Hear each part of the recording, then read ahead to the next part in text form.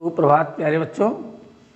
आज हिंदी 12 के कैकेयी अनुपात नामक शीर्षक से एक पद होने जा रहा है, उसे ध्यान से देखें। यह उस समय का वर्णन किया गया है जब मर्यादा पुरुषोत्तम भगवान श्री रामचंद्र जी अपने पिता की आज्ञा का पालन करते हुए वन चले जाते हैं और जा कर के वहाँ जंगलों में कुटिया बनाकर रहते हैं। और उसके पश्चात उनकी माता कैकेयी के पति का देहांत हो जाने के पश्चात उन्हें मनाने के लिए वन में जा रही हैं, उस समय का यहाँ वर्णन किया गया है।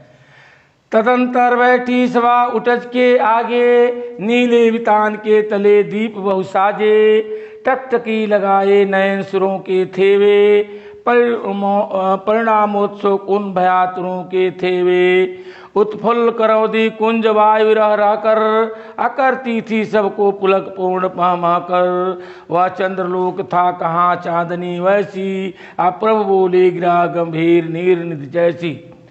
प्रस्तुत संदर्भ देखें। प्रस्तुत राष्ट्रीय कवि मैथिली शरण गुप्त जी द्वारा रचित साकेत नामक पुस्तक से संकलित हमारी पठित पाठ्य पुस्तक हिंदी भाग 12 के कैकेयी अनुताप नामक शीर्षक से अवतरित है। प्रस्तुत पद्य खंड में गुप्त जी ने कैकेयी के दुखी होने का वर्णन किए हैं। व्याख्या सुने। प्रस्तुत पद्य खंड में गुप्त जी कहते हैं कि वहाँ उटज मन होता झोपड़ी के सामने, मर्यादा पुरुषोत्तम भगवान राम की झोपड़ी के सामने अयोध्यापुरी से गई हुई संपूर्ण जनता का एक सभा बैठता है और उस सुनसान नीले गगन के तले अनगिनत चांदनी रात के दीपक टिमटिमा रहे थे, अर्थात वायुमंडल में चारों तरफ उजाला ही उजाला था।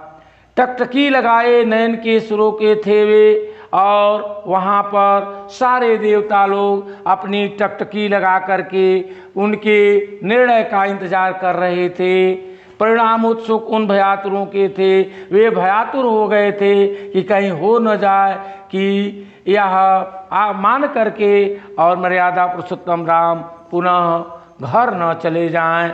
उल्फुत करौदी कुंज वायु रह रह करके, और वह करौदी कुंज में, वह करौदी के जंगल में वायु सुगंधित वायु उत्पुत हो करके, उत्फुल्ल हो करके और चारों तरफ अपनी सुगंधित वायु बिखेर रही थी और सबको महक महका करके आप परिपूर्ण कर रही थी। वह चंद्रलोक भी कहाँ, जैसा कि चांदनी वहाँ उस करौदी कुंज में थी।